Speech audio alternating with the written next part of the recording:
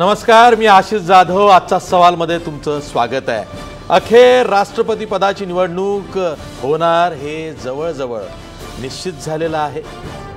भाजपनं एकतर्फी एनडीएचे उमेदवार म्हणून रामनाथ कोविंद यांचं नाव जाहीर केलं आणि त्यानंतर एकच खळबळ उडाली.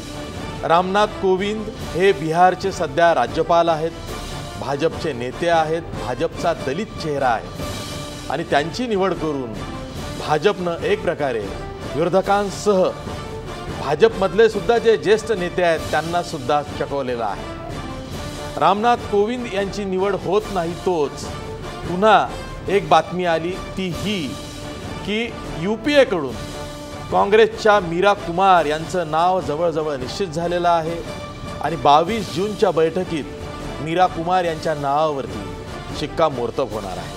आता प्रश्न असा आहे की दलित कार्ड खेळण्याचा हा प्रकार आहे का? उद्धव ठाकरेंनी आपल्या भाषणामध्ये खरं तर तसा आरोपही केलेला आहे. पण केवळ दलित कार्ड किंवा दलित राजकारण हाच या निवडणुकीचा हेतू आहे की त्या पलीकडे सुद्धा काही आहे, यावर आपल्याला चर्चा करायची आहे. आपला आजचा सवाल बघा. राष्ट्रपती पदाच्या उमेदवारीवरून जातीचं राजकारण होत आहे का?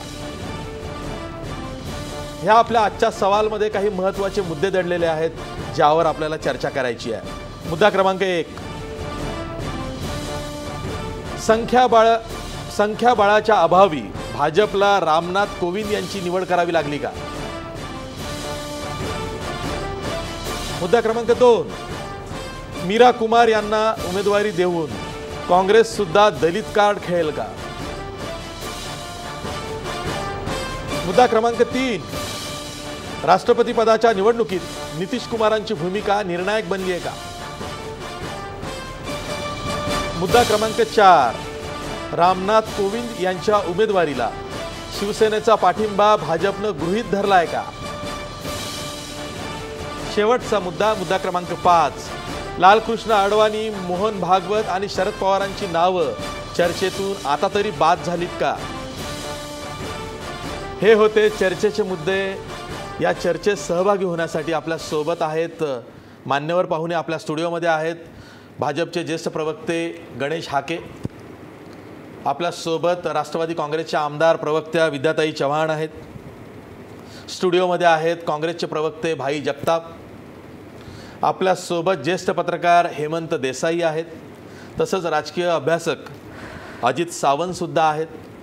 आपल्या सोबत नागपूरहून BRSPचे आधी बसपाचे जुने नेते, आता BRSPचे संस्थापक नेते सुरेश माने आहेत.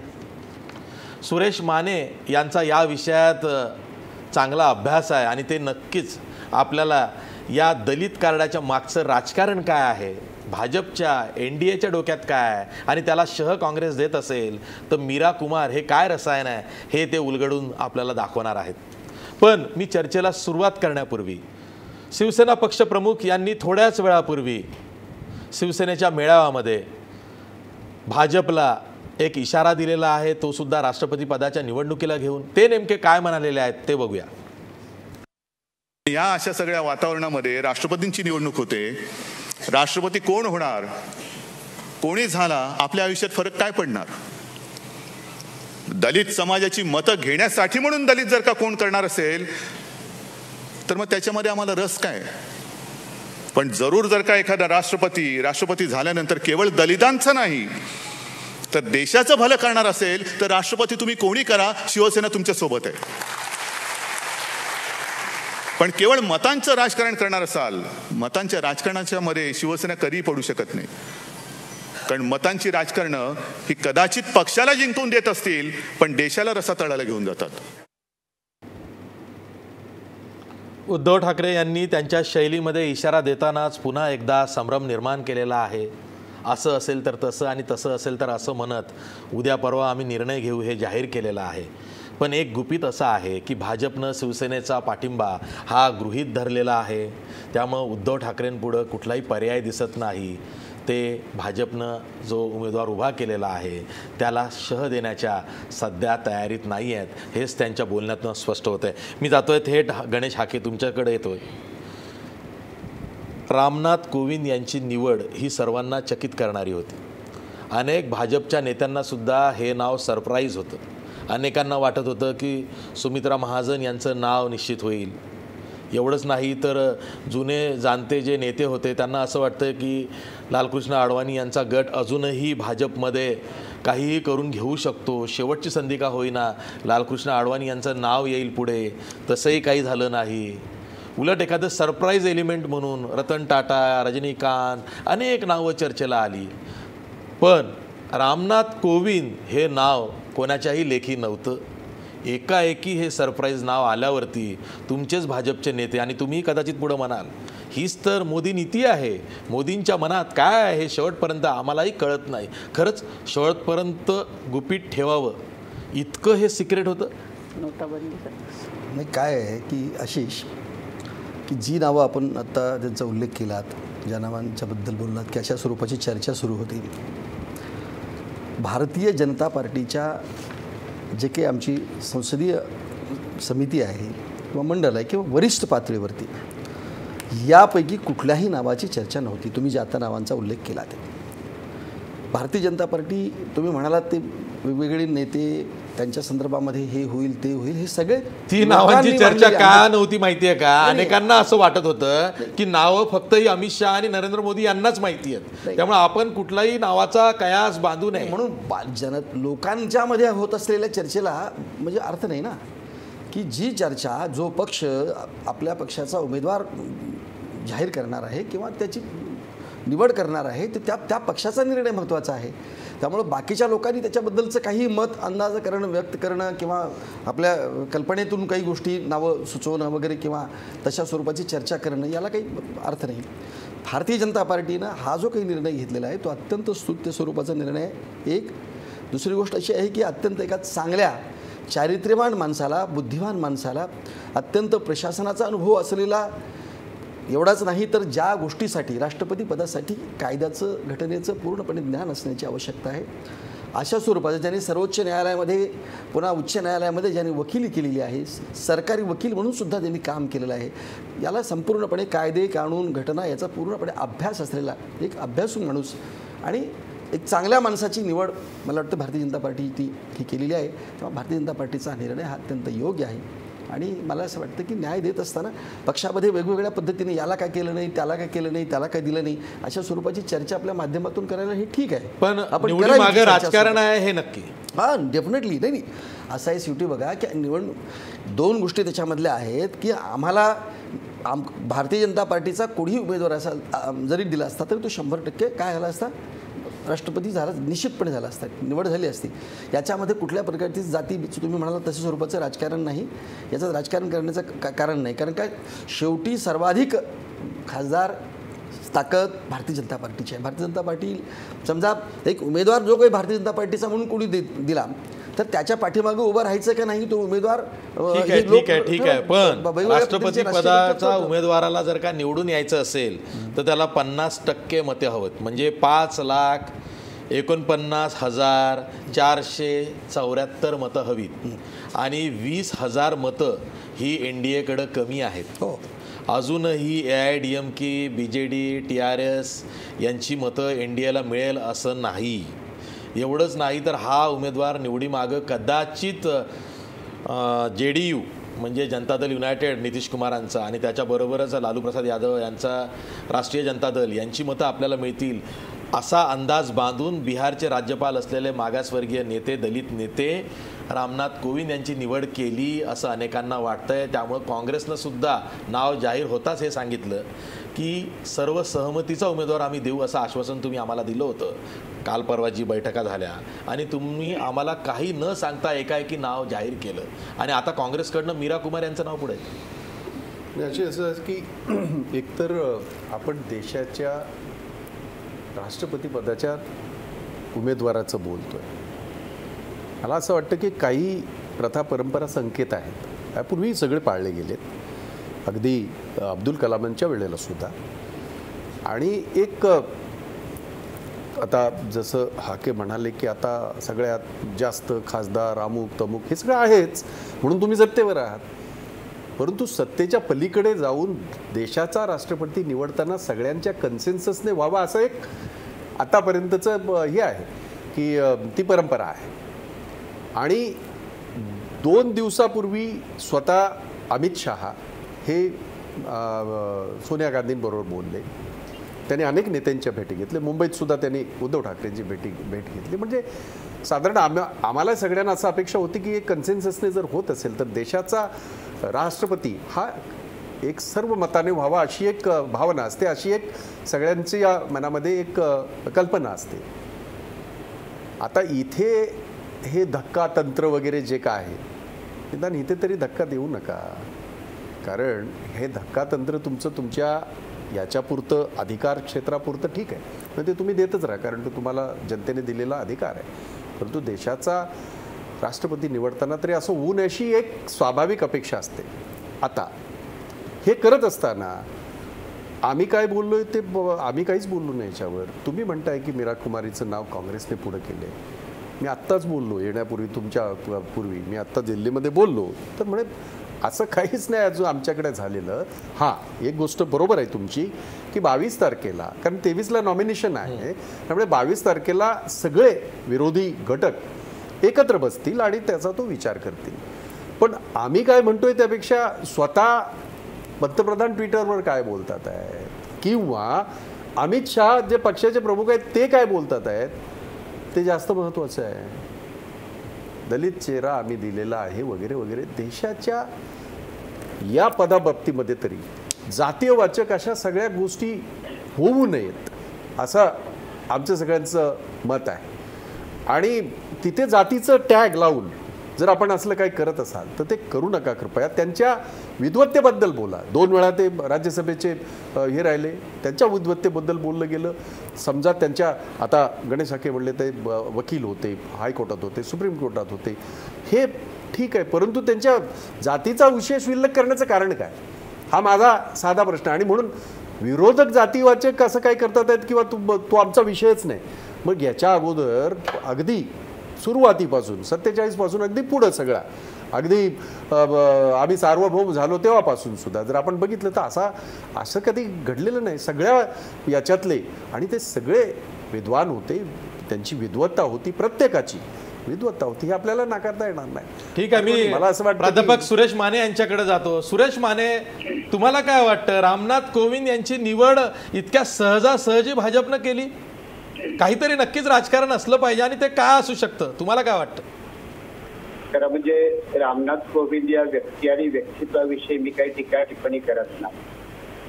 पहिल्यांदा आपण समजून घेऊया की 2014 साली विकासाच्या नावाने राजकारणाची परंपरा भाजपानं सुरू केली, परंतु आता 2017 राष्ट्रपतीच्या निवडणुकीमध्ये विकासासाठी राजकारण सोडून जातीय राजकारणाचा अजेंडा भारतीय जनता पार्टीनं स्वीकारलाय असं आपल्याला स्पष्टपणे म्हणावं लागेल. प्रश्न हा नाहीये की रामनाथ कोविंद त्या पदासाठी पात्र आहेत की नाही.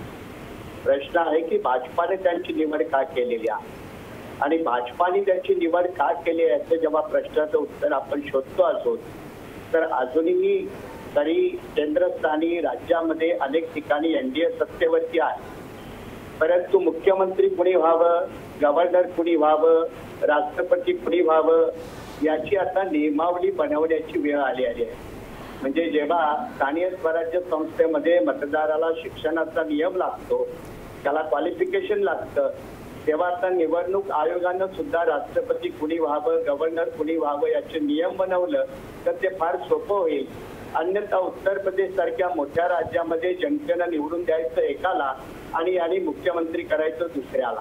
तर ही पक्ष पद्धतीवरून राज्य चालवण्याची जी पद्धत आहे त्याला कुठेतरी विराम देण्याची गरज आहे. दुसरी गोष्ट अशी, उत्तर प्रदेशात जरी बीजेपीचं राज्य आलेलं असलं तरी उत्तर प्रदेशामध्ये 22% दलित वोट बँक अजून बीजेपीच्या कब्जामध्ये नाही आहे. गेल्या विधानसभेच्या निवडणुकीमध्ये भाजपाला सत्ता मिळाली, सरकार मिळालं, मुख्यमंत्री आला, तरी 22% दलित मतावरती अजूनही त्यांचा डोळा आहे आणि तो डोळा पूर्ण करण्यासाठी उत्तर प्रदेशचा बॅकग्राऊंड असणारे कानपूरचे म्हणून, दलित समाजातील म्हणून रामनाथ कोविंद यांची निवड करून आदिवासी चर्चेच्या माध्यमातून आदिवासी उमेदवारावरती अन्याय केला असं देखील आपल्याला म्हणता येईल. पण याही सोबत आपल्याला हेही म्हणावं लागेल की त्यांना 20-22 मतांची गरज आहे आणि 20-22 मतं देशातल्या कुठल्याही सहकार्यातून त्यांना मिळतील. कारण भाजपामध्ये अनेक राजकीय पक्षाच्या नेत्यांना वाकवण्याची ताकद अनेक प्रकारे त्यांच्याकडे आहे आणि त्यामुळे 20-22 मतांचा प्रश्न काही फार मोठा नाही. TRSला सुद्धा पाठिंबा जाहीर केला. मला फक्त ठीक आहे. त्याचा आवाज बंद झालाय. एकच जोडून मला त्या बोलायचं आहे की ते काय म्हणाले. भाई काहीतरी बोलतायत. हो माने साहेब आपण जे म्हणताय 22% याच्यावर डोळा ठेवून जे म्हणताय, म्हणजे हे तुमचं हे झालं. मला ते वाटत नाही या घडीला, कारण त्या निवडणुका होऊन गेल्यात आत्ता तिथल्या. उलट आपण जर सहारनपूर बघा, तुम्ही मध्य प्रदेश बघा, उना बघा, तुम्ही ह्या सगळ्या ज्या घटना आहेत ह्या जर बघितल्या तुम्ही, तर तिथे ह्यांचा खरा चेहरा तो दिसून आलेला, परिमार्जन करण्यासाठी आणि त्याच्यावर हे करण्यासाठी ही एक राजकीय खेळी गेलेली आहे. हे मी स्वतः म्हणत नाही, तर स्वतः मायावती सुद्धा काय बोलल्या आठवा, जर तुम्ही आता बघितलं असेल तर मायावती अशा म्हणाल्या की हे दलित जरी असले तरी RSSचे असल्या कारणाने, RSSच्या काडरमधून असल्या कारणाने आमचा त्याला विरोध राहील, अशा मायावती स्वतः म्हणालेले आहेत. आणि म्हणून कदाचित पुढच्या निवडणुकांसाठी तो 22% त्यांचं म्हणणं आहे ते मानेंचं बरोबर आहे. खरी गोष्ट अशी आहे की आज त्यांना जे काही समोर दिसतंय, मध्यावधी निवडणुका, या निवडणुका, त्या निवडणुका, त्यासाठी सुरेश माने बाई तुम्ही बोलताय त्याच्यात तुमच्याशी मी सहमत आहे. पण काँग्रेस पक्ष एवढा 5 वर्षाचा हिशेब भाजपा आणि संघ परिवार करत नाही.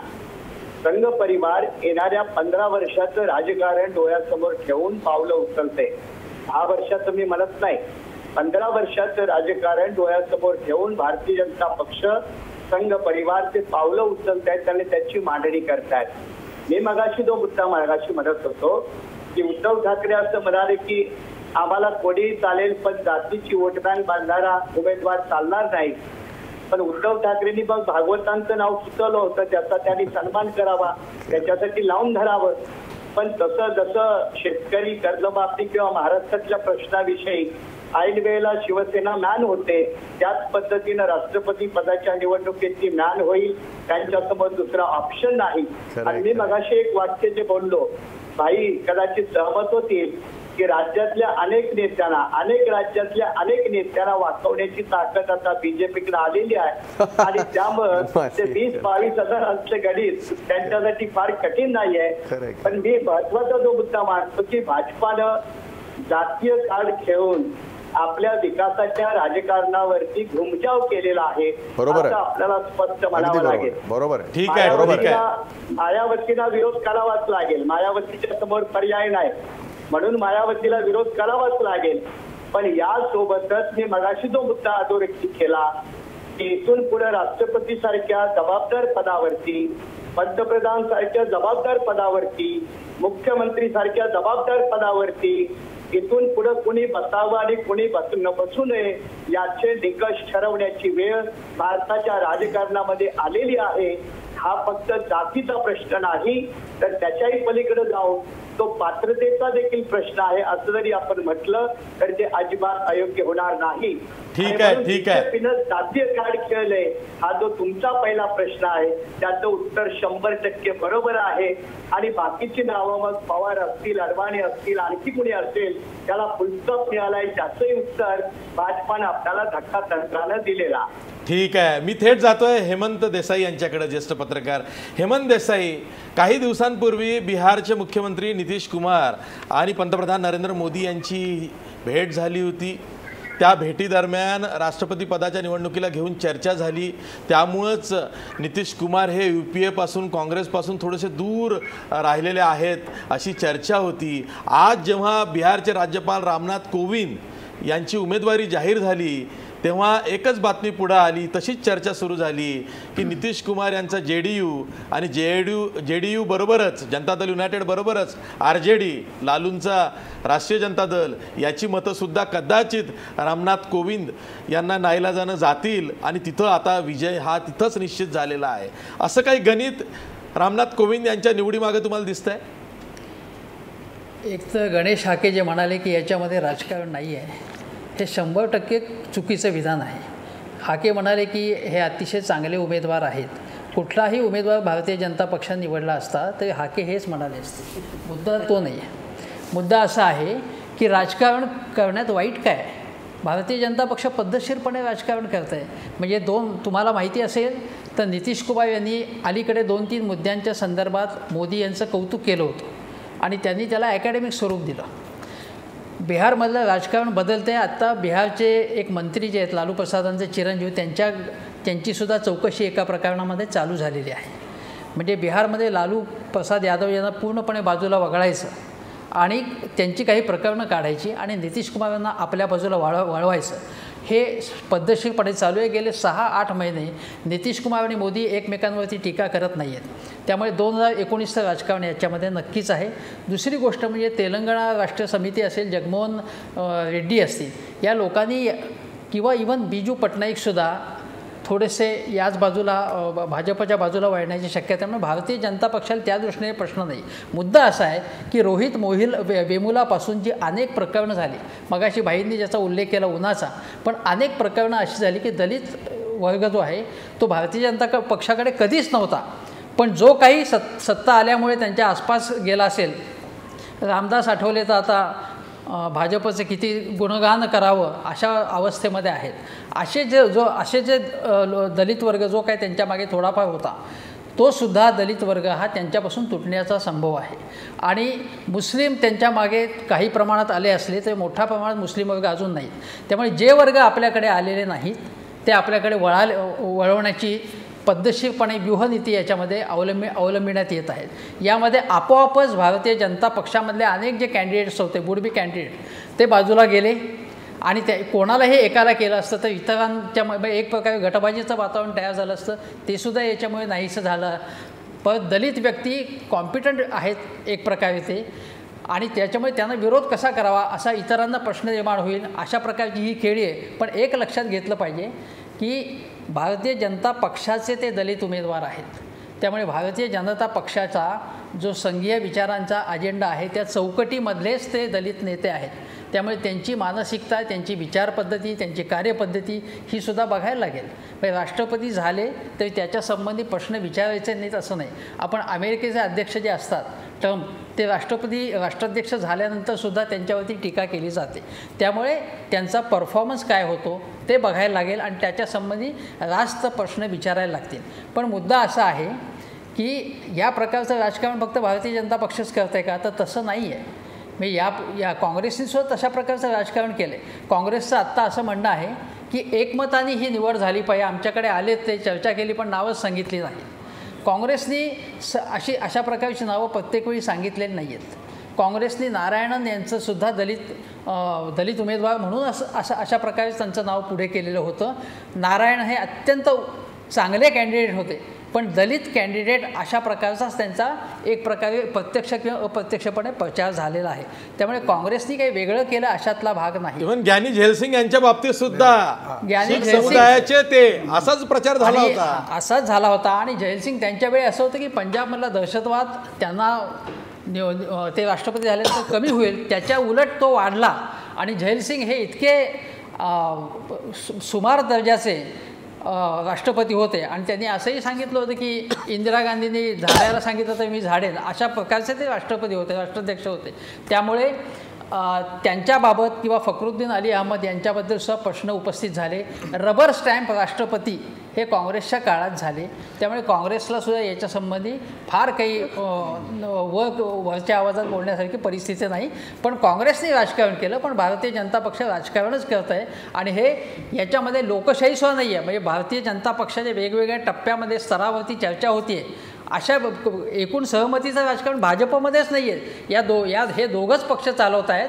आणि हाकेंसारख्यांना असं म्हणायला लागतं की संसदीय मंडळाच्या याच्यामध्ये चर्चा झाली आहे, पण तिथे सुद्धा चर्चा झाली की केवळ नावं सांगण्यात आली, असा प्रश्न आहे. त्यामुळे ही लोकशाही आहे का लोकशाहीचा देखावा आहे हे सुद्धा विचारायचं. ठीक आहे. मी जातोय अजित सावंत यांच्याकडे. अजित सावंत हे नेहमी बघायला मिळालेलं आहे की ज्या पद्धतीनं रामनाथ कोविंद यांचं नाव पुढे आलेलं आहे त्यावरनं आता हे स्पष्ट झालेलं आहे की राष्ट्रपती पदाची निवडणूक ही बिनविरोध होणार नाही. रामनाथ कोविंद यांच्या पुढ्यात सर्व विरोधकांच्या ज्या दिवसभरात प्रतिक्रिया आलेल्या आहेत त्यावरनं 22 तारखेच्या ज्या बैठकीमध्ये नक्कीच उमेदवार दिला जाईल आणि ही निवडणूक होईल असंच दिसतंय. पण माझा प्रश्न हा आहे की शिवसेनेची भूमिका काय असेल, कारण आता शिवसेनेकडं 25,000 मतं आहेत असं बोललं जात होतं किंवा तेवढं मतांचं मूल्य किंवा किंमतीचं मतं आहेत त्यांच्याकडे आणि आता त्यांची मतं जर का गृहीत न धरता जर का लालू प्रसाद यादव आणि नितीश कुमार किंवा नितीश कुमार एकट्यांची आणि इतरांची काही मतं घेऊन शिवसेनेच्या मतांची गरज भाजपला पडत नसेल तर अशा वेळी शिवसेनेची भूमिका काय असेल आणि ही निवडणूक आता बिनविरोध होणार नाही हे जवळजवळ स्पष्ट झालंय का? अशी शिवसेनेच्या भूमिकेला तसा काय फारसा आता अर्थ राहिलेला नाही. कारण कसं झालंय, लांडगा आला रे आला असं सारखं झालंय की आम्ही इथे इशारे कोणीतरी मध्ये सांगितलं की गिनीज बुक ऑफ वर्ल्ड रेकॉर्डमध्ये ते इशाऱ्यांची आता नोंद व्हायला लागेल की आम्ही पाठिंबा काढून घेऊ, मध्यामध्ये निवडणुका होतील, सरकारमधली सत्ता सोडून देऊ. हे आता खूप झालं. म्हणजे ते काय फार मोठा धाडसी निर्णय घेतील किंवा निर्णय घेण्याच्या परिस्थितीत आहे असं काय समजण्याचं कारण नाही.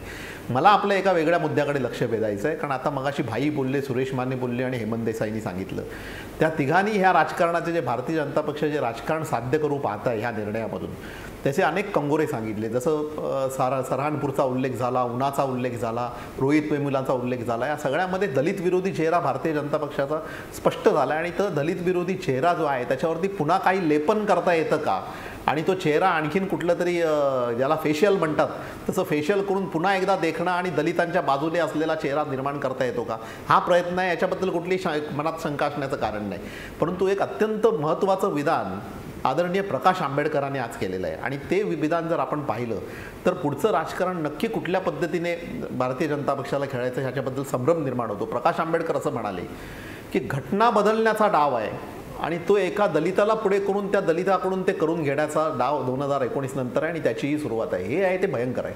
कारण वाजपेयींच्या काळामध्ये सुद्धा अशाच प्रकारे घटना दुरुस्ती आणि घटना बदलण्याचा डाव रचण्यात आला होता. आपल्याला माहिती असेल की त्यावेळेला फार मोठा गजब झाला होता आणि तो निर्णय नंतर स्थगित झाला होता. आणि आता ज्या प्रकारे देशामध्ये एका मनुवादी राजकारणाचा पाया घातला जातोय, अगदी शिक्षण संस्थांपासून सांस्कृतिक संस्थांपासून सगळ्याचं जे सॅफ्रनायझेशन किंवा भगवेकरण जे होत आहे त्याच्यामध्ये ह्या देशाची जी घटना, ज्या घटनेने समतेसारखं मूल्य दिलं, ज्या समतेला भारतीय जनता पक्षाने समरसता म्हणायला सुरुवात केली, म्हणजे समता हा शब्द सुद्धा त्यांना मान्य नाही, ती तत्वच मोडीत काढायची असतील त्यांना किंवा धर्मनिरपेक्षतेसारखं मूल्य मोडीत काढायचं असेल तर त्यांना घटना बदलायचा त्यांचा नक्कीच हेतू असू शकतो. आणि तो हेतू एका महामानवाने जी राज्यघटना या देशाला दिली ती एक आणि ज्यांच्यासाठी ती घटना दिली त्यांच्याच मधल्या एका दलित बांधवाला, मागासवर्गीय बांधवाला पुढे करून त्याच्या खांद्यावर बंदूक ठेवून ती घटना बदलण्याचा डाव आहे का, हा जो प्रकाश आंबेडकरांनी जी शंका व्यक्त केली आहे त्या शंकेच्या मुळाशी मला असं वाटतं की आपण जायची वेळ आता आलेली आहे. अगदी बरोबर आहे. मी सुरेश माने तुम्हाला हाच प्रश्न विचारतो.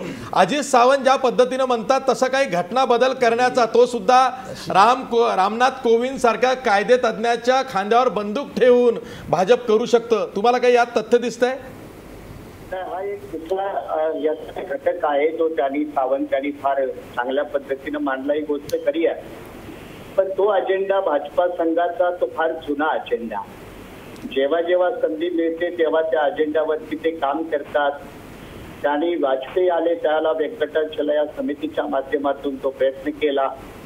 तो त्यांचा जुना अजेंडा आहे. मग तो सेक्युलरिझमला मोडीत काढण्याचा असेल, समतेच्या तत्वाला मोडीत काढायचं असेल, भारतीय राज्यघटनेनं राज्य व्यवस्थेवरती आणलेली बंधनं ती उद्ध्वस्त करून अमर्याद सत्ता आपल्या स्वतःमध्ये घ्यायची असेल किंवा राज्यांचा रोल कमी करून प्रायव्हेट प्लेयरना, खासगी उद्योगपतींना मोठा एक स्कोप द्यायचा असतो, ही भाजपाची जी भांडवलदारी धारची जी भूमिका आहे त्याला भाव देण्यासाठी ते कोविंद सारख्या व्यक्तीचा उपयोग करू शकतात. तेही एक भूमिका आहे. परंतु यामध्ये हेही सांगायला पाहिजे की ही संघ आणि भाजपाची दोन्ही भूमिका असली तरी मध्ये संसद आहे.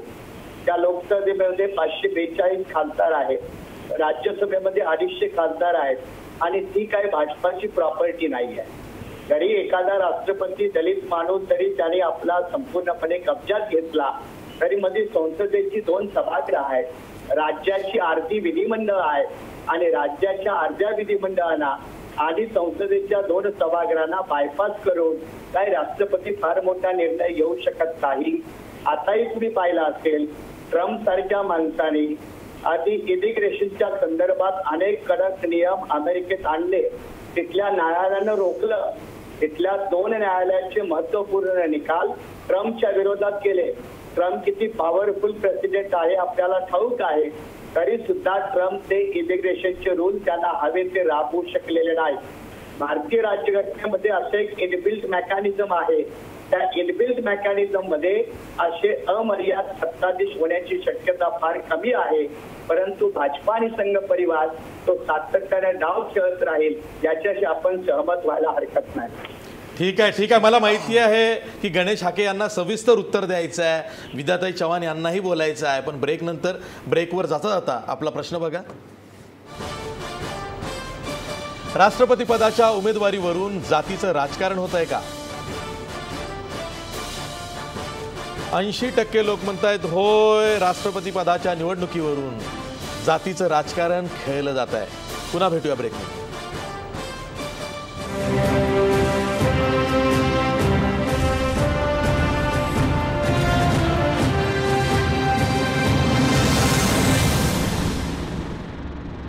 ब्रेक नंतर पुन्हा तुमचं स्वागत. आपल्यासोबत भाजपचे प्रवक्ते गणेश हाके आहेत. सर, आता तुम्ही सविस्तर उत्तर द्या.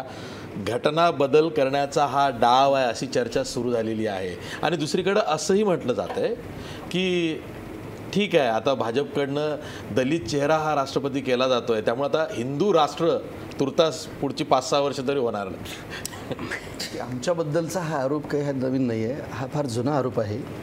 भारतीय जनता पार्टी सत्तेत आली तर घटना बदलेल, मग मनुसंस्कृती वगैरे ह्या सगळ्या पद्धतीचे आरोप आमच्यावरती काही नवीन आरोप नाही आहेत. पण बरं का नाही 2 गोष्टी की घटना किती बदलल्यात आतापर्यंत आणि कुणी बदलल्यात. घटना दुरुस्ती आहे.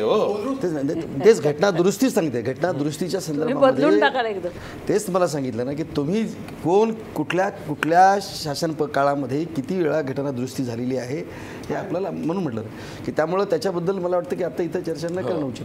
पण ज्यांना मी काय म्हटलं काय तर विशिष्ट प्रकारचे चष्मे लावूनच आपण त्या गोष्टीकडे जर बघायला लागलो, एक चांगला अत्यंत चांगल्या नाही बघितलं तर नंबर बदलतो असं आहे, म्हणून तो विशिष्ट चष्मा लावून बघावा लागतो. नाही नंबरचे चष्मे लावा. माझं म्हणणं आहे की कलरचे नका लावू.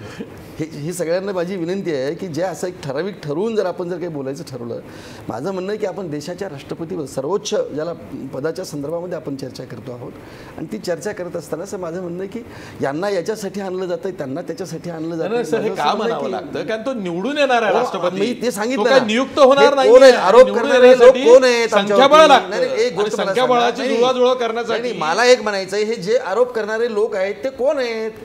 कोण मला सांगा ना तुम्ही. ते आमच्या विरोधकच आहेत. त्यांनी आरोप ते आमच्यावरती तशाच स्वरूपाचे आरोप करणार. त्यामुळे त्यांच्याकडनं आम्हाला आम्ही एखादा चांगला म्हणजे कुठला हिरा जरी आणून तिथं उमेदवार दिला तर त्याच्या संदर्भात दगड आहे म्हणणार झाले. नाही माझं काय म्हणणं आहे, ताक सुद्धा फुंकून प्यावं लागतं. भाईकडून मी कशी अपेक्षा करेन? मी करणारच नाही अपेक्षा.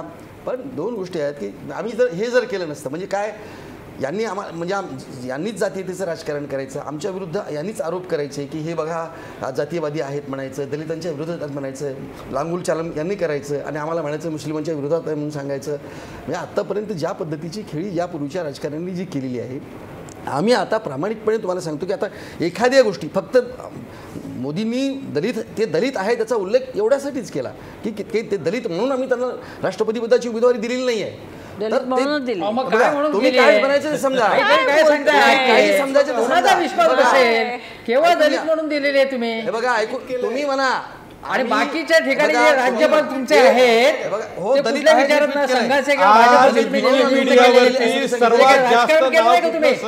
बाकीचे राज्यपाल तुम्ही नेमलेले आहेत भाजपचे आणि संघाचे. कोणाही पत्रकाराला, कोणाही खासदाराला, कोणाही फारसं काही माहिती नव्हतं. आर के नारायण किती लोकांना माहित होते?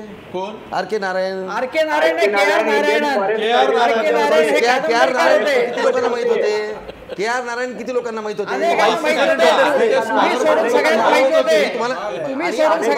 माहित नसेल. तुम्ही कशाची बरोबरी कशाची नाही आता तुम्हाला माहित नसेल, कोविंद हे आमच्या भारतीय जनता पार्टीमधले एक ज्येष्ठ नेते, विद्वान नेते आहेत आणि अत्यंत 91 मध्ये आले. 1991 मध्ये पक्षामध्ये तुमच्या असू देत ना.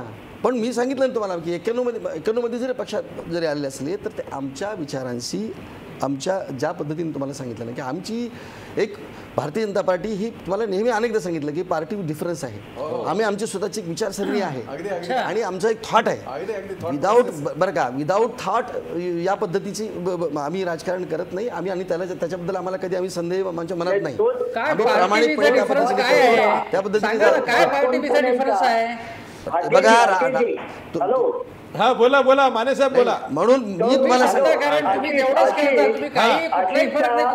गणेश ठाकरेंना माझी विनंती आहे की राम कोविंदांचं सिलेक्शन करण्यामागं कोणता थॉट आहे ना सांगतो ना. नाही बघा त्यांच्या निवडी मागचा थॉट नाही. एक भारतीय जनता पार्टीचे ते निष्ठावान कार्यकर्ते आहेत आणि एक दुसरी गोष्ट त्या पात्रतेचे आहेत.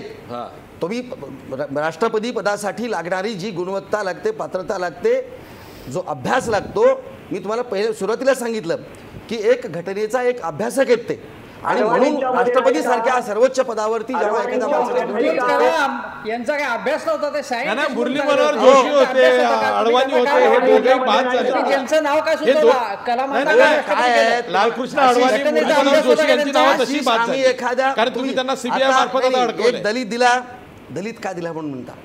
उद्या सवर्ण दिला बघा हे भारतीय जनता पार्टीवाले सवर्णांच्याच बघा यांना दलित एखादा दिसला नाही एखादा मुस्लिम दिसला नाही असे आरोप सुचवले होते. शिवसेनेने मोहन भागवत यांचं नाव आणि त्यानंतर डॉक्टर एम एस स्वामीनाथन यांचं नाव दोघेही सवर्ण होते. हे बघा आमची भूमिका भारतीय जनता पार्टीची सर्वांना घेऊन जाण्याची आहे. समतेचा विचार त्याच्यामध्ये बोलत असला तरी आम्ही प्रत्यक्षामध्ये या गोष्टीचं अनुकरण करतो. समतेचा विचार आहे सामाजिक न्यायाची भूमिका भारतीय जनता पार्टीची आहे आणि या सगळ्या गोष्टीचा विचार करून मला सांगतात आपल्याला कोविंदांची जर समजा भारतीय जनता पार्टीने निवड केली असेल तर त्याच्यात मला सांगतो वाईट आणि खळखळ करण्याची कारण बिलकुल नाही बिलकुल नाही अगदी बरोबर आहे. विद्याताई चव्हाण आहेत आपल्यासोबत विद्याताई चव्हाण आता जर का निवडणूक व्हायची असेल तर युपीएने शरद पवारांचं नाव पुढे करावं का की त्यांचं नाव आता बाद झालेलं आहे चर्चेतून. पवार साहेब असतील राष्ट्रवादी काँग्रेस असेल प्रफुल्ल पटेल असतील आणि वारंवार म्हणजे पहिल्या वेळेस तुम्ही जेव्हापासून याची चर्चा सुरू केली तेव्हापासून वारंवार सांगितलं आहे की पवार साहेब उमेदवार असणारच नाही आहेत कारण आमच्याकडे संख्याबळ नाही आहे. हे वारंवार सांगून सुद्धा माध्यमांनी पवार साहेबांचं नाव बऱ्याच वेळा ह्याच्यामध्ये घेतलेलं आहे परंतु आज ते कळलेलं आहे सगळ्यांना आणि पवार साहेबांनी स्वतः प्रफुल्ल पटेलांनी सुद्धा सांगितलेलं आहे की पवार साहेब राष्ट्रपतीचे उमेदवार असणारच नाहीत. हे सांगितलेलं असताना सुद्धा याच्यावर चर्चा का होते तेच मला कळत नाही. बरं उद्या समजा असं झालं बघा पवार साहेबांचा मान तसं काही होणारच नाही हा खूप मोठा आहे पण उद्या जर का उपराष्ट्रपती पदासाठी नाव पुढे केलं गेलं तर त्या पदावरती पवार साहेब ऑफकोर्स ते पद घेणारच नाहीत. त्यांना हवं असेल तर ते केवळ राष्ट्रपती पदच हवं असेल. राष्ट्रपती पदही नको आहे आणि उपराष्ट्रपती पदही नको आहे हे त्यांनी वारंवार सांगितलेलं आहे आणि राष्ट्रवादी काँग्रेस असेल आणि याच्यावरती मला हे कळत नाही की पुन्हा पुन्हा त्याची चर्चा का होती. ठीक आहे आता या निमित्तानं हेमंत देसाई आहे आपल्यासोबत. हेमंत देसाई या निमित्तानं शरद पवारांच्या नावाची चर्चा बंद होईल असं वाटतंय तुम्हाला. एक लक्षात घेतलं पाहिजे की विद्यार्थ्यांना कदाचित माहिती आहे का नाही मला माहीत नाही पण नवाब मलिक यांनी सांगितल्याचं बातमी प्रसिद्ध झाली आहे की सोनिया गांधी यांनी शरद पवार यांना विचारलं होतं की तुम्ही राष्ट्रपती पदाचे आमचे कॅन्डिडेट व्हाल का. त्यावेळी शरद पवारांनी नाही म्हणून सांगितलेलं होतं पण तो आधार बातमीचा होता म्हणजे कुठल्याही आधाराशिवाय ही बातमी होती अशातला काही भाग नाही. आणि ज्यावेळी आपला पराभव नक्की आहे असं जर अशी खात्री झाल्यानंतर पवार याच्यामध्ये उतरतील असं मला वाटत नाही कारण यापूर्वी पंतप्रधान पदाच्या शर्यतीत काँग्रेसच्या अंतर्गत त्यांना पराभूत व्हायला लागलं होतं आणि पवार यांना वास्तवाचं बरोबर भान असल्यामुळे ते याच्यामध्ये उतरतील असं मला वाटत नाही. त्यांचं नाव कदाचित बाजूला पडेल कारण आता ज्यावेळी कोविंद यांचं नाव आल्यानंतर पवारांचं म्हणजे उपराष्ट्रपती पदासाठी पवार राहणारच नाही पण राष्ट्रपती पदाच्या निवडणुकीमध्ये सुद्धा राहतील असं मला बिलकुल वाटत नाही. पण मला या निमित्ताने शिवसेनेच्याबद्दल हास्यास्पद भूमिका किती वारंवार घेतं. शरद पवारांचं जेव्हा नाव आता यावेळी होतं तेव्हा त्यांनी पवार राष्ट्रपती हवेत आम्हाला असं कधी सांगितलं नाही. ते मराठी होते. प्रतिभा पाटील यांच्यावेळी मात्र ते मराठी होते म्हणून ते आम्हाला पाहिजेत म्हणून. त्यानंतर एकदा त्याने अलेक्झांडर यांना सुद्धा पाठिंबा दिलेला होता. त्यावेळी त्यांचं काय त्याच्यामागे रहस्य होतं, काय त्यांचा सिद्धांत होता माहीत आहे. आता ते मराठी म्हणतात आणि स्वामीनाथन यांचं नाव त्यांचं जोर धरलं. याला काही लॉजिकच नाही त्याच्यामध्ये. मोहन भागवत नाही म्हणतात, पण हे त्यांना घोड्यावर बसू इच्छितात आणि भाजपला मोहन भागवतांना घोड्यावर बसवायचं नाही आहे. म्हणजे हे सगळी गंमतच आहे याच्यामध्ये. ठीक आहे, बाई बोला. मला त्या गोष्टीकडे आपण काय ह्या चर्चा होतच राहतील, परंतु सुरेश माने जे म्हणाले त्यांचा तो जो मुद्दा आहे ना, तो खूप महत्त्वाचा आहे. आणि परिस्थिती तशी मानेसाहेब आता देशामध्ये तशी परिस्थिती नाही आहे. त्याचं कारण असं, आपण जे म्हणालात, आपल्या देशाच्या घटनेमध्ये डॉक्टर बाबासाहेब आंबेडकरांनी इनबिल्ट अनेक असे ज्याला आपण म्हणतो ना प्रोव्हिजन्स, आणि ह्या एवढ्या मोठ्या प्रमाणात आहेत. हे जरी खरं असलं तरी एक वाक्य बाबासाहेबांनी एक लिहून ठेवलंय त्याच घटनेच्या याच्यामध्ये, आणि त्यांनी त्यांच्या भाषणामध्ये त्याचा उल्लेख आहे. तो असा आहे, एखाद्या माणसाने, एखाद्या राज्यकर्त्याने, शासनकर्त्याने जर हे सगळं गुंडाळून ठेवायचं ठरवलं तर मात्र आपण सगळे हिटलरशाहीकडे जाऊ आणि एका हुकुमशहाकडे जाऊ, अशा पद्धतीचा उल्लेख त्यांनी त्यांच्या भाषणातही केला होता आणि त्याच्यामध्ये सुद्धा आहे. दुर्दैवाने निवडून दिलेल्या देशाच्या पंतप्रधानांनी 3 वर्षामध्ये मन की बात सांगितली, जन की बात कधी केली नाही. मानसिकतेचं बोलतोय मी मानसिकतेचं बोलतोय. आणि म्हणून आज ह्या घडीला जेवढं आपण म्हणतोय की आपल्या याच्यामध्ये घटनेमध्ये जेवढ्या तरतुदी आहेत त्या तरतुदी तोडून मोडून कसं काय करता येईल हाच विषय आणि हाच विचार पुढे आलेला आहे. आणि आपण म्हणता ते खरं आहे. अहो, जेव्हा त्यांच्याकडे मेजॉरिटी नव्हती तेव्हा ते सगळे कडबोळं होतं, तरीसुद्धा जर घटना बदलण्याचा कुटील डाव त्यावेळेला रचला गेला. आता तर ह्या वाढल्यात, म्हणजे ह्यांची मिजाज वाढले, सत्तेची भूक वाढले, आणि त्यांना सगळ्यात मोठं अडचण जर काय होत असेल तर ती फक्त आणि फक्त ह्या देशाची सार्वभौम असलेली घटना हे त्यांना अडचणीचं आहे. आणि म्हणून प्रकाश आंबेडकर जे बोललेत ते या अर्थाने नाही बोलले, त्याच्या मागे नक्कीच विचार आहे. आपण जे म्हणताय ते खरोखरच त्याच्या मागे विचार आहे. आणि म्हणून तुम्हाला आणि आम्हाला सगळ्यांना ह्या गोष्टीला त्यांचा उमेदवार कोण असावा हा त्यांचा पूर्ण अधिकार आहे.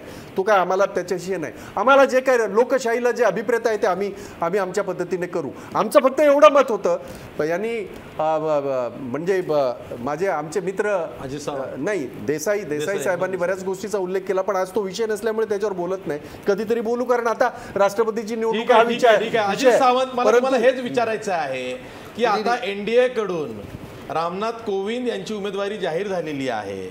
मीरा कुमार यांचं नाव UPA कडून पुढे येत आहे, पण त्यावरती अजून एकमत किंवा शिक्कामोर्तब किंवा ते जाहीर झालेलं नाही. 22 तारखेच्या बैठकीत ते होईल. तुम्हाला काय वाटतं, आता ही निवडणूक जर का होईल तर UPAनं सुद्धा एखादा चांगला तगडा उमेदवार दिला तर ही काट्याची टक्कर होईल, काट्याची लढत होईल? मीरा कुमारींचं नाव ज्या पद्धतीने पुढे येत आहे त्या पद्धतीने आपल्या एक लक्षात येईल की त्या सुद्धा तितक्याच तोड सक्षम आणि लोकसभेच्या सभापतीपदाचा अनुभव असलेल्या, संसदेतल्या सगळ्या कायद्याचा, राज्यघटनेचा अभ्यास असलेल्या अशा त्या उमेदवार ठरतील. त्यामुळे निश्चितपणे एक चांगली लढत होईल यात शंका नाही. परंतु मला असं वाटतं ज्या पद्धतीचं संख्याबळ आज भारतीय जनता पक्षाकडे आहे आणि भारतीय जनता पक्षाचा अधिकार आहे, इतकं संख्याबळ असताना आपला उमेदवार ठरवणं, त्यात जे राजकारण आहे त्या राजकारणाचा सामना करण्यावरती UPAने लक्ष केंद्रित करायला हवं. आणि ही निवडणूक बिनविरोध होऊन त्या कोविंद हा एक चारित्र्यवान आणि अभ्यासू, आयुष्यभर मानवाधिकारांसाठी आणि मागासवर्गीयांच्यासाठी आयुष्य वेचलेले असे एक ग्रस्त आहेत. आणि जर तसे ग्रस्त असतील तर त्यांना मुद्दाम विरोध करण्याचा करंटेपणा आता न करता पुढचं जे राजकारण जे आहे भारतीय जनता पक्षाचं त्याचा सामना करण्याची तयारी करायला हवी असं मला वाटतं. ठीक आहे, मी एक ब्रेक घेणार आहे आणि ब्रेक नंतर मी गणेश हाके, विद्याताई चव्हाण आणि सगळ्याच पाहुण्यांकडे जाणार आहे. तो एक प्रश्न घेऊन जाणार आहे, तो हा की जर का आता ही निवडणूक लागली तर या निवडणुकीचे पडसाद हे महाराष्ट्राच्या राजकारणात काही उमटतील तर ते कशा पद्धतीचे? कारण सगळ्यांना असं वाटत होतं की मध्यावधी निवडणुकीला जर का अडसर कोणता असेल तर तो राष्ट्रपती पदाच्या निवडणुकीचा, आणि ती झाल्यानंतर पुन्हा एकदा मध्यावधीचं काही वारं या निवडणुकीच्या निमित्तानं घोंगावेल का, यावर सुद्धा आपण चर्चा करू. कारण सध्या मध्यावधीची इतकी चर्चा असते, विषय कुठला असू दे, मध्यावधी निवडणुकीचा विषय येतोच, म्हणून ही चर्चा करायची आहे. पण ब्रेकनंतर, ब्रेकवर जाता जाता आपला प्रश्न बघा. राष्ट्रपती पदाच्या उमेदवारीवरून जातीचं राजकारण होतंय का? 82% लोक म्हणतायत होय, राष्ट्रपती पदाच्या निवडणुकीवरून जातीचं राजकारण होतंय. पुन्हा भेटूया ब्रेकनंतर.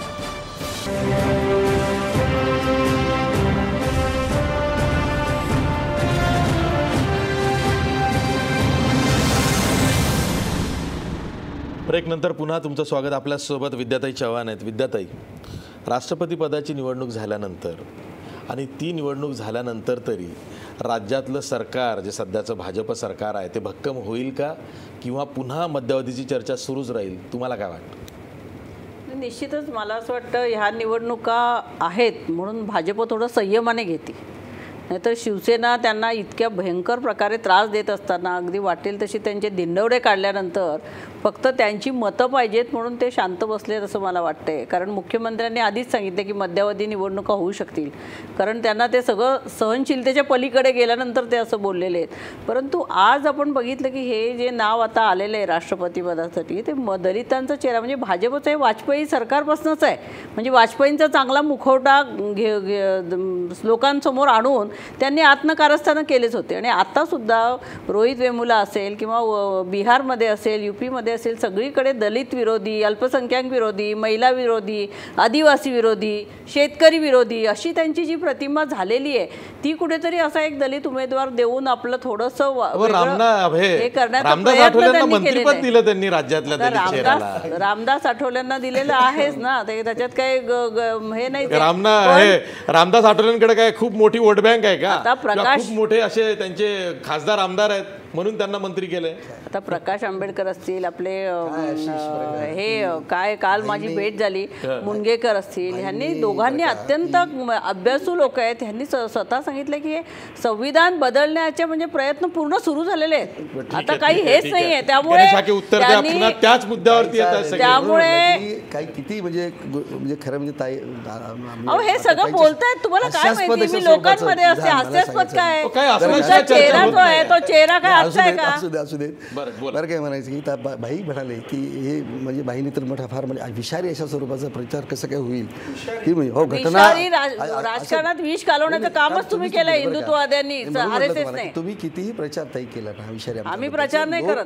दलितच्या विरोधी आम्ही आहोत, मुस्लिमांच्या विरोधी आहोत, हे तुम्ही किती आता प्रचार करा. तुम्हाला सांगा तुमच्या ह्या सगळ्या जे काही आपणना ना सगळे लोक आता काय मला सांगतो लोकांना खरं तर कळून चुकले. आणि ऐकून ते म्हणाले तुम्ही कितीही प्रचार करा की भाजप दलित विरोधी आहे, मुस्लिम, लोक मानत नाही. ऐकून या मला,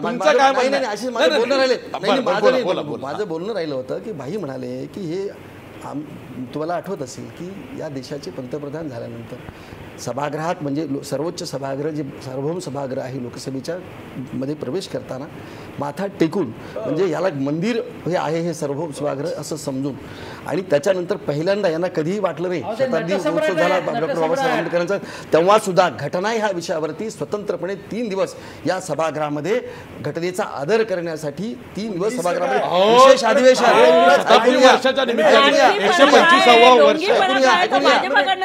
ऐकून या भाई तुमचं बोलणं, माझं बोलणं ऐकून घ्या भाई. तुम्ही या देशाचा सर्वश्रेष्ठ ग्रंथ कुठला आहे, माझी घटना आहे असं सांगितलेलं आहे.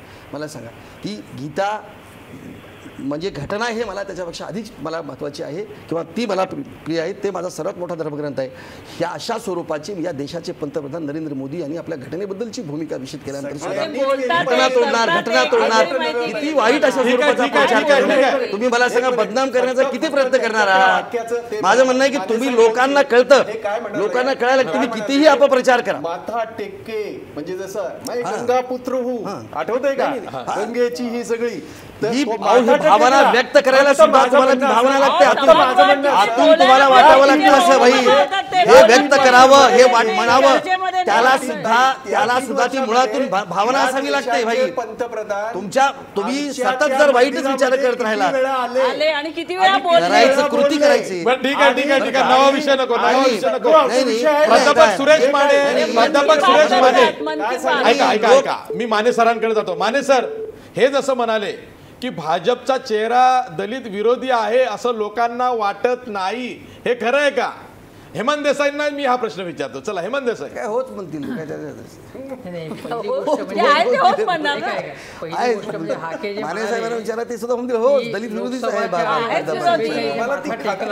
दलित विरोधी आहेत हे तुम्ही कबूल करताय. बरं का?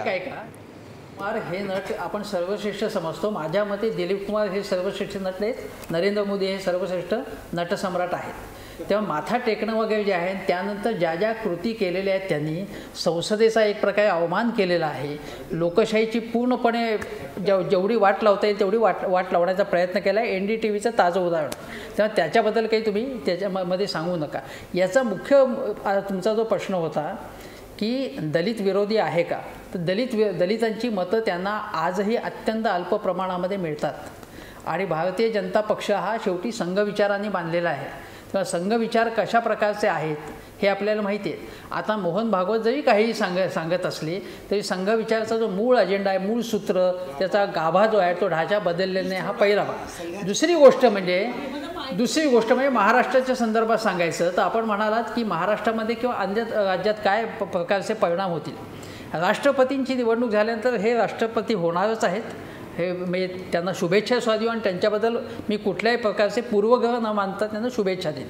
ते एकदा राष्ट्रपती झाल्यानंतर 2019च्या निवडणुकीमध्ये भारतीय जनता पक्ष आम्ही दलितांचा राष्ट्रपती कसा दलित वर्गातनं केला, आम्ही दलितवादी कसे आहोत हे सांगायचा प्रयत्न करतील. त्यासाठीच हे राजकारण चालले. दुसरी गोष्ट म्हणजे महाराष्ट्रामध्ये जर आपण बघितलं तर शिवसेना कधीही भारतीय जनता पक्षाच्या आता विरोधात जाणार नाही. कारण विरोधात गेल्यानंतर समजा इथे मध्यावधी निवडणुका झाल्यानंतर शिवसेनेची स्थिती आणखीन वाईट होईल. देवेंद्र फडणवीस यांच्या बाजूनी सहानुभूतीची किंचित लाट येईल, भाजपलाच त्याचा ॲडव्हान्टेज होईल. आणि त्याच्यानंतर पुन्हा जर त्रिशंकू अवस्था झाली तर शिवसेना कुठे जाणार हा प्रश्न आहे. म्हणजे शिवसेनेला हिंदुत्व पकडायचं का विकास पकडायचा का मराठी माणूस पकडायचा याच्याबाबत गोंधळ आहे, पूर्णपणे गोंधळ आहे. आणि तो गोंधळ वाढवण्याचं काम संजय राऊत दररोज करत आहेत. त्यामुळे शिवसेनेचं भवितव्य फार चांगलं आहे असं मला वाटत नाही. परंतु या निमित्ताने विरोधी पक्षांनी शिवसेनेने सुद्धा आपली भूमिका बदलून राष्ट्रवादी काँग्रेस यांच्याशी काही जुळवून घेतलं, अशा प्रकारचं काही नवीन समीकरण झालं तर ते बघावं लागेल. त्या पलीकडे संपूर्ण देशभरामध्ये राष्ट्रपती पदाच्या निवडणुकीमध्ये राजकारणाची दिशा बदलण्याचं त्याच्यामध्ये अनेकदा असं घडलं आहे की राजकारणाची दिशा बदलली. इंदिरा गांधींनी VV गिरींच्या वेळी बदलून टाकलेली राजकारणाची दिशा पूर्णपणे काँग्रेसच्या अंतर्गत आणि बहिर्गतसुद्धा. त्यामुळे हा एक महत्त्वाचा मुद्दा म्हणून विरोधी पक्षांनी निवडणूक पराभूत झाले तरीसुद्धा निवडणूक लढवली पाहिजे. कारण राजकारणामध्ये निवडणूक लढवण्याची अत्यंत गरज आहे. ठीक आहे. अजित सावंत, शेवटचे 30 सेकंद. नाही, मला इमिजिएटली जे होणार आहे महाराष्ट्राच्या राजकारणामध्ये, अनेक वाल्या जे आहेत निर्णया पक्षातले ते भारतीय जनता पक्षाच्या दरवाजा ठोकवत उभे आहेत. राष्ट्रपती पदाची निवडणूक संपल्यानंतर अशा वाल्यांना वाल्मिकी करण्यासाठी त्यांना ताबडतोबीने प्रवेश दिला जाईल आणि शिवसेनेला शह दिला जाईल. आणि निवडणूक आयोगाने हे स्पष्ट केलेलं आहे की कुठलाही व्हीप चालणार नाहीये, त्यामुळे कोणी कुठेही मतदान करू शकतं. त्याच्यामुळे काय आहे, महाराष्ट्राच्या राजकारणामधली ही सगळ्यात मोठी घटना घडणार. असंच म्हटलेले की अशा पद्धतीने. ठीक आहे. मी शेवटी जातोय सुरेश माने यांच्याकडे. सुरेश माने, जसा मगाशी प्रश्न उपस्थित झाला होता की गणेश हाके म्हणाले होते की भाजपचा चेहरा हा दलित विरोधी नाही, असंच लोकांना वाटतंय. खरं म्हणजे मगाशी बाईने उल्लेख केला, भाजपाचा इतिहास त्यांचा पिच्छा सोडणार नाही हे त्याने गृहीत धरावं. त्याने कितीही शपथा घेतल्या, माथा टेकला, मंदिर म्हटलं, राष्ट्रीय ग्रंथ म्हटलं तरी त्यांचा इतिहास पिच्छा त्यांचा सोडत नाही. दुसरं त्यांचा संत परिवार, मोदी काय म्हणतात त्याला किती किंमत देतात, मग मुलं किती असावी, कुणी काय करावं, कुणी काय खावं, परस्पर भिन्न बाबी आहे. त्यामुळे मोदी किती म्हणतात आणि संघ परिवारातील मंडळी किती म्हणतात त्या जमीन आसमानचा फरक आहे. या निवडणुकीनं दलित कार्ड कन्सॉलिडेशन, मी कन्सॉलिडेशन म्हणतोय, आणि ते आगामी 10 वर्षासाठी भाजपा फार शिस्तबद्धपणे करत आहे. त्याचा फायदा त्यांना किती मिळेल तो वेळ ठरवेल. भारतीय राज्यघटना उद्ध्वस्त करणं त्यांचं एक जुनं स्वप्न आहे. ते कितपत शक्य होईल तोही येणारा काळ ठरवेल. ते आपण पण शक्य याही होणार नाही बाबतीमध्ये मी तुम्हाला स्पष्ट म्हणतो की आता दलित कार्ड खेळल्यानंतर विरोधी उमेदवार युपीए देईल का आणि ती निवडणूक दलिताच्या उमेदवाराच्या विरोधात लढविल का हा देखील महत्वाचा प्रश्न आहे. आणि महाराष्ट्रात शिवसेना बीजेपीची टोईंग लाईन सोडणार नाही. त्यामुळं जे काही बाय इलेक्शनची धमकी दिली जाते त्याचा परिणाम फक्त शिवसेनेला महाराष्ट्रामध्ये झोपवण्यासाठी आहे. त्याचा फारसा परिणाम महाराष्ट्राच्या राजकारणावरती होणार नाही असं माझं स्पष्ट मत आहे. ठीक आहे ठीक आहे ठीक आहे ठीक आहे. माने साहेबांचे गणेश हाके, सगळे अगदी शेवटी विचार 30 अत्यंत सेकंद. सांगितलं अत्यंत पूर्वग्रह दूषित अशा स्वरूपाची भारतीय जनता पार्टीच्या संदर्भातले त्यांचे विचार आहेत. माझं म्हणणं आहे की अशा स्वरूपाचे तारे तोडण्यामध्ये काही अर्थ नाही आहे. दुसरी आहे. गोष्ट आतापर्यंत अशा पद्धतीची कुठल्याही पद्धतीची घटना किंवा दुरुस्ती करण्याच्या संदर्भामध्ये मी मुद्दाम उदाहरण दिलं आणि मुद्दाम बोललो की घटना दुरुस्ती करतील किंवा घटनेची वाट लावतील, घटना उद्ध्वस्त करतील. हे मला असं वाटतं अशा स्वरूपाचे एक म्हणजे त्याला काय म्हणायचं की अत्यंत म्हणजे विकृत अशा स्वरूपाचे आरोप आहेत. ठीक आहे ठीक आहे ठीक आहे. भाजपची भूमिका त्यामुळं स्पष्ट आहे. अशा कुठल्याही स्वरूपाचे आरोप परिस्थितीमध्ये काही घटनेमध्ये बदल वास्तवाचा होणार आधार नाही, नसताना करणं घटना अत्यंत बदलवली वाईट. जाणार नाही आणि हीच अपेक्षा आहे. सबंध भारतीयांना हीच अपेक्षा आहे की ज्या राज्यघटनेनं सर्वांना एक सुरक्षित कवच या देशामध्ये मिळालेलं आहे, आपले मूलभूत अधिकार या घटनेमुळं अबाधित राहतात असं प्रत्येक नागरिकाला वाटतं, तिथं राज्यघटनेत कोणीही कसाही बदल करता कामा नये. घटनादुरुस्ती होतच असते, 200 वेळा घटनादुरुस्ती झालेली आहे, पण घटनेत पूर्णतः बदल करू आणि इकडचं तिकडं करू असं होणार नाही. तसं घडवण्याचा प्रयत्नही कोणी करणार नाही असंच भाजपचं सुद्धा म्हणणं आहे. स्वागत आहे. आज आपण इथंच थांबूया. जाता जाता आपला प्रश्न बघा. राष्ट्रपती पदाच्या उमेदवारीवरून जातीचं राजकारण होत आहे का? 86% लोक म्हणतायत होय, राष्ट्रपती पदाच्या निवडणुकीवरून किंवा उमेदवारीवरून जातीचं राजकारण होत आहे. आज इथंच थांबूया. पहा फक्त महाराष्ट्रवर.